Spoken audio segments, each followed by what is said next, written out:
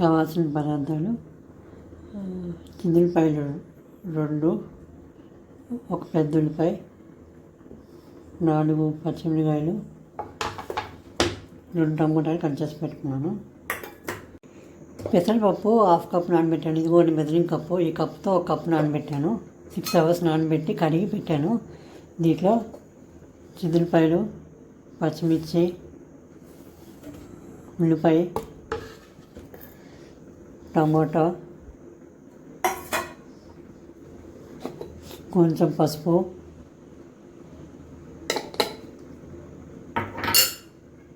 కొంచెం కారం, మీకు సరిపడంత వేసుకోండి కారం,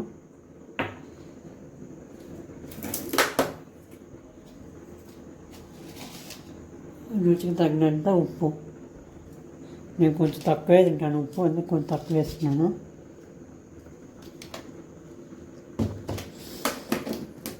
ఇప్పుడు ఈ కప్పుతో 2.5 కప్పు నీళ్ళు పోయండి.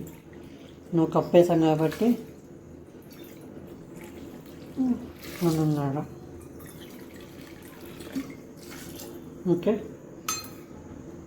చింతపండు నేను వేయను. అన్నీ వేసిన తర్వాత కొంచెం నూనె వేయండి. కొంచెం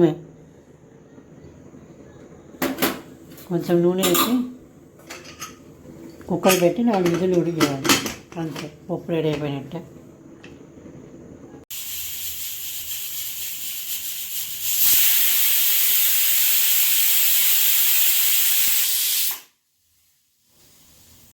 ఉడికింది. ఆవిరి పోయిన తర్వాత మూత తీసి ఉప్పు పెట్టుకోవటమే.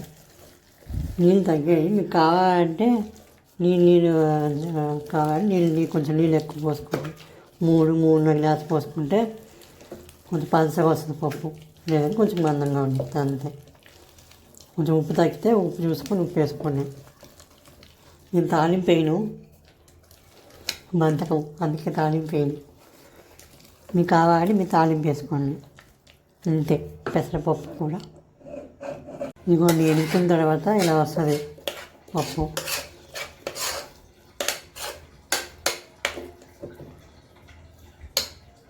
ఇదిగోండి అన్నం వేసుకున్నా, పెసరపప్పు కూడా అన్నము.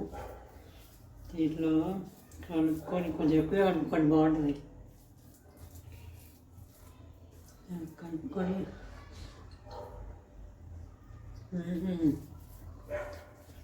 అప్పడాలు కానీ వడియాలు కానీ ఉంటే ఇంకా బాగుంటుంది.